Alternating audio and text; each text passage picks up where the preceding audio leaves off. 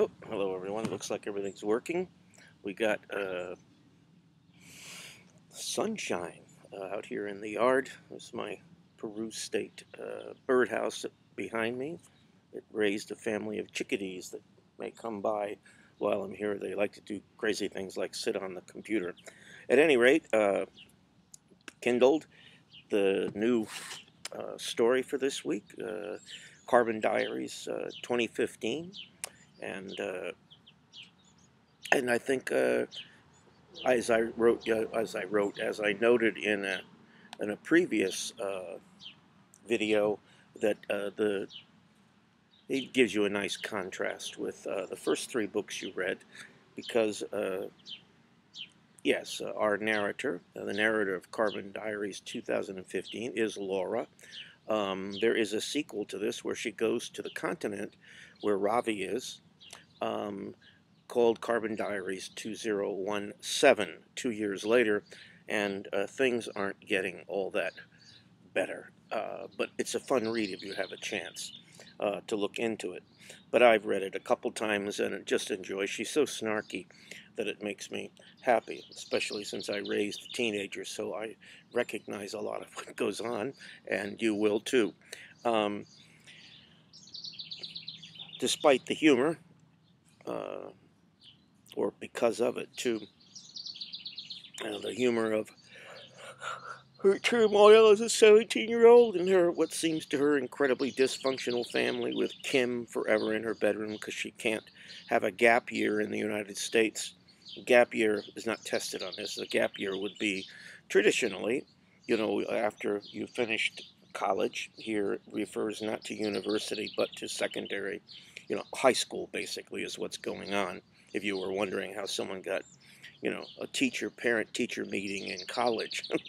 uh, you have a gap year, and traditionally that's when people would go abroad and do other kinds of things, but they can't afford it. So she's sulking. The mother is always talking about when she was at a kibbutz, and when she was an activist and everything, and she loves her sob. And the father, teaches tourism, and what things are really going to change quickly, and it affects everybody. But of course, as a teenager, she would like things back to normal, and she doesn't like college as much as she likes playing with her band, uh, named, I love it, the Dirty Angels, and she plays bass guitar. I like to think of this little girl with this heavy bass, and she writes a lot of lyrics, many of which Claire refuses to sing, of course. But that's the way it goes. The other thing is that Laura kind of has a crush on her neighbor Ravi Datta, Indian family. Ravi Datta is a we would call many times a geek, but all the girls like him now because he can fix things, and getting things fixed has become a real challenge now. So, at any rate, they do semi get together, and I can talk about that a little bit later as things develop and the changes keep coming. Now, notice too that there is a lot of based upon the reality of situations, and one of the things about the Thatcher years was that, in fact, a lot of the public places like power and the water companies and whatnot were privatized.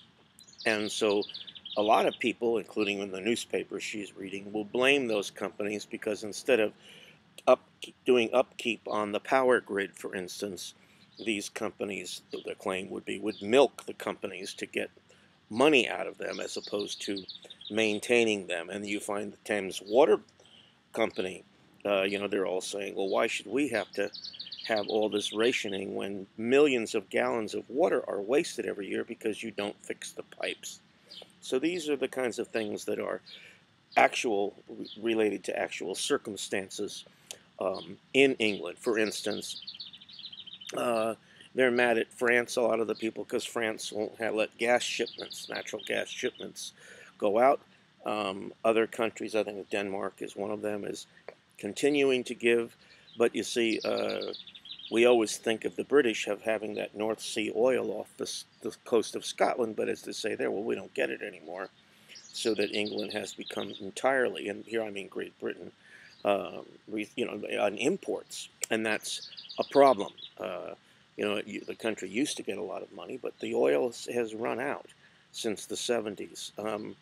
And this is hard to take for, as it is for is for Katniss. I mean, because Laura Brown is 16 when the diary starts, and I can't remember when her birthday is. She will turn 17. It's not a huge party, of course. The main thing is she thinks her family's completely nuts, and with all what they're doing. And you have the other thing. You have Ravi Datta is making a present for his mother of a crossbow. He says she's making it so that she can shoot her husband, who's he's a misogynist on one hand, but very patriarchal. I could never let a woman rescue me. And in the end, love work wins out, but Ravi's always telling Nick or Nikki, Laura's father, well, you have to wear the pants, and those kinds of things. So they're funny, but they also do raise significant issues. And of course, Laura's all caught up in this. And you have a whole new vocabulary that comes out, all these new kinds of programs. And so, the carbon points now are a deal. You get your card, but, you can, on the black market in particular, get some carbon points, and they divided it in so that 100 carbon points is called a cube.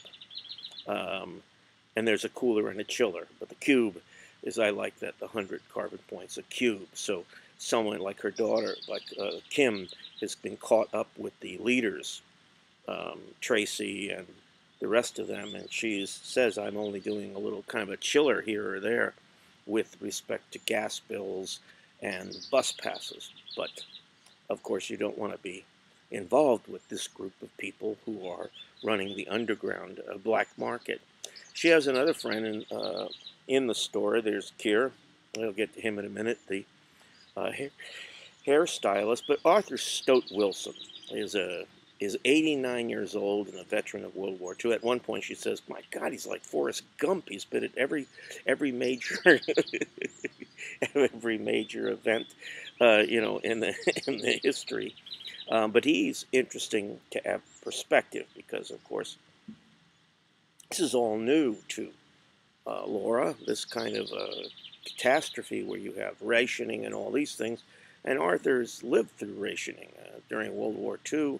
And a lot of other things. And he says, at least we're not at war, but it adds a perspective because you see of things that have gone on for the years, and perhaps some of it is tragic because some things just don't stop. Now there's all kinds of others, now that there's special meters at the houses so that that suddenly the toaster goes off when Nick's trying to fix something, and they get a letter from the carbon department and they get in trouble. And one of the big reasons is that Kim has taken 2 flights to Ibiza. Now, Ibiza means nothing to you. Ibiza is an island where a lot of expatriate British live there. I visited because my wife had taught there at an international school to children. And so a lot of people go there for vacations to this island by Majorca. And she's, if you read the book there, taking a flight, you burn a lot. That's a strong carbon footprint. So she's gotten the whole family in trouble, and then Kim for this punishment for excessive use of carbon, the whole family has to pay. But Kim has to go to the program, get reprogrammed at the Carbon Offenders Rehabilitation Outreach Center. So there's more vocabulary for you. Of course, this makes Laura very happy.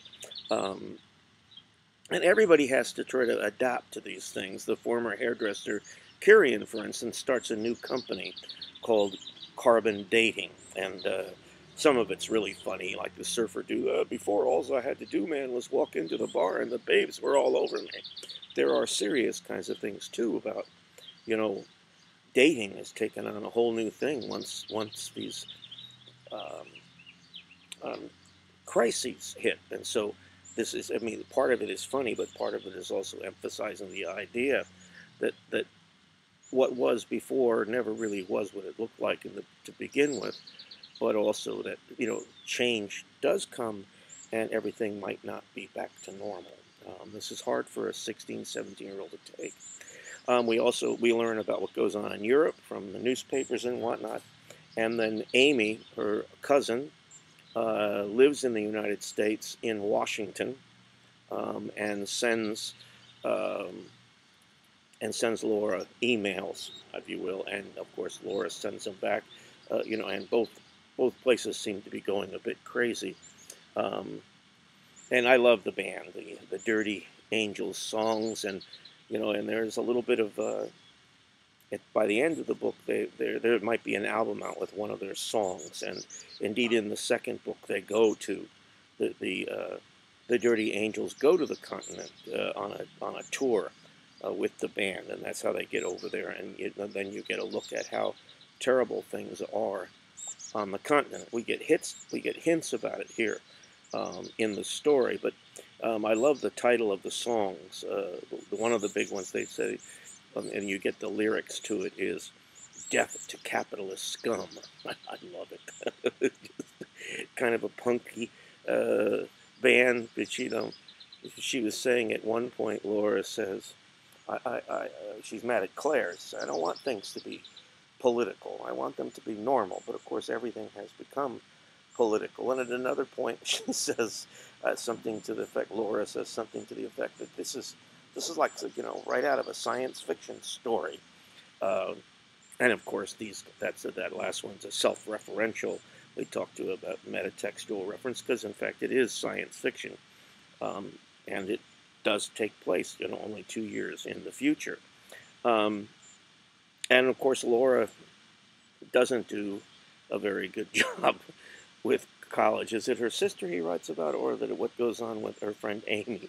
And the teacher basically says, "There's no person like this in reality."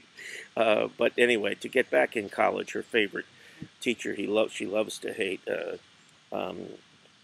Gwen something, Parker something, says, well, we can get back in, but she has to go to the Carbon Young Offenders meetings. All these official places that open up with this new era, this new reality about the limits of, we should say, fossil fuels and things like this.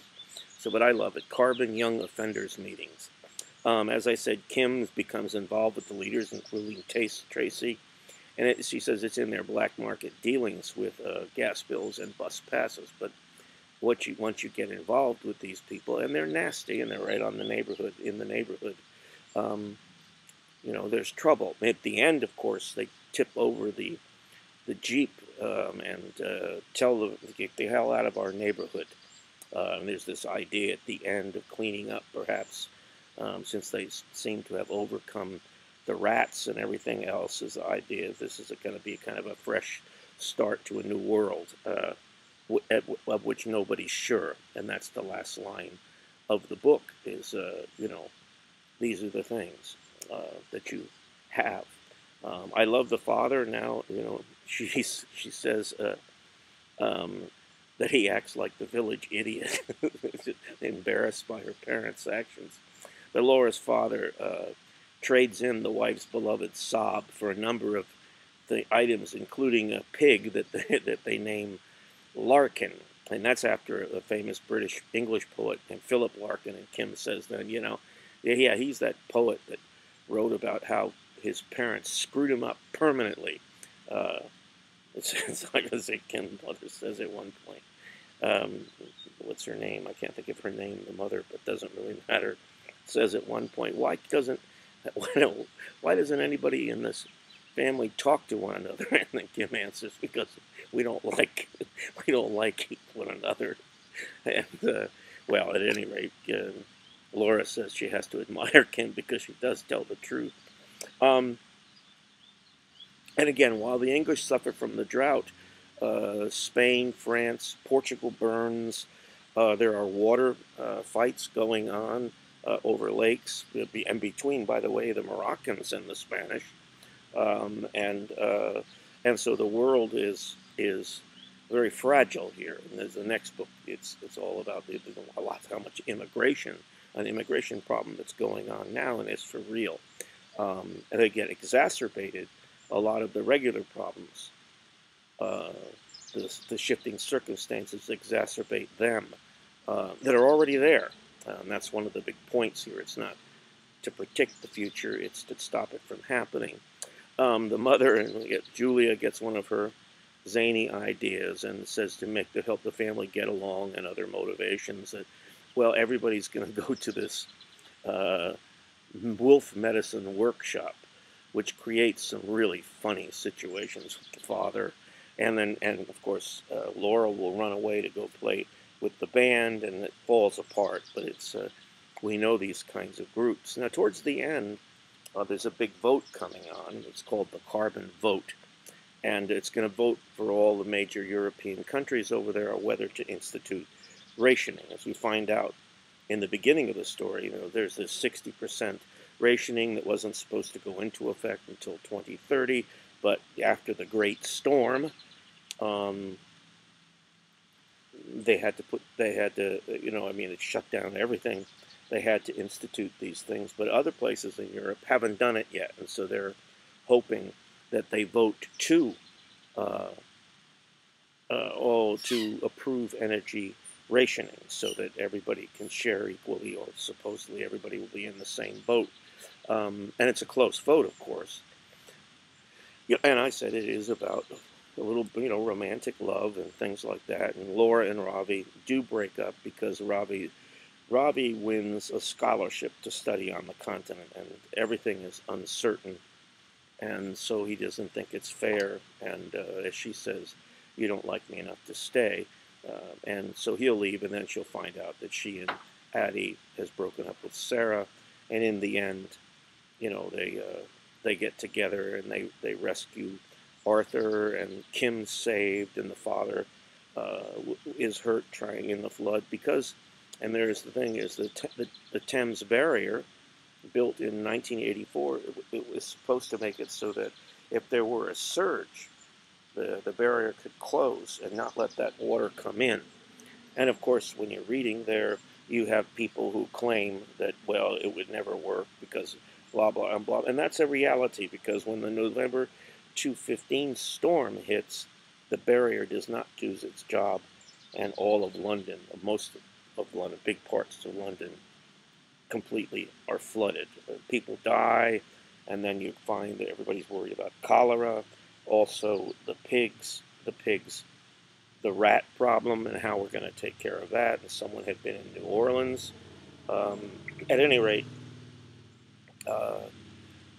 these catastrophes are based upon, in this case, the science of whether the barrier would really work. Of course, we remember what happened in New Orleans when, of course, the barriers broke, and people had predicted that would happen. But also, Addie says when and I can't remember the name of the hurricane, goes up the American East Coast, it says now rich white people are the ones that are suffering, not like it happened to the poor people in New Orleans. So, and another scientist talks about the desalination of the Gulf. At any rate, that means that lots of water is melting from the ice caps and things like that, and the water, the way it's warming up, if you will, but also other kinds of things are making it so that the kinds of storms that hit on the East Coast will continue. And it does end on a little bit of an upbeat note. Oh, and there's one I forgot to tell you is that, Laura's father, he's really into, she says, I read you that description, he's going to end up, in a Vietnam thing, breaking down an AK-47 with a timer and things like that. But he's gone all survivalist, and he's going to try to learn all these things. And he's not all wrong. And he does get a job delivering vegetables to her shame with a horse-driven cart to try to make some money, because, of course, he lost his over the tourism and recreational business because there's no money or power for those kinds of things. So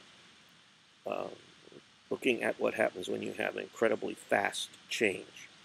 And the theory that, of course, as it was in the movie, um, I can't remember the name of the movie. It was the guy who did Roland Emmerich did the one about suddenly there's these great storms that start, and a new ice age comes, and the whole idea is that there could be this danger. So it's based upon a certain science, the same way our other books were. Next week we'll move into an entirely different book, and a male. I believe we're going to read Feed, but I'll have to go and check that to make sure that that's our fifth book. Uh, as we come to the midway part in the semester. So do a good job on the quiz, and I'll talk to you again soon with a video about our midterm examination that you will take next week. And it'll be over the 3 books in the Hunger Games trilogy and the story we just finished, Carmen Diaries, 2015. So do a good job. Oh, there are 25 questions this week. I don't know if I mentioned that at the beginning of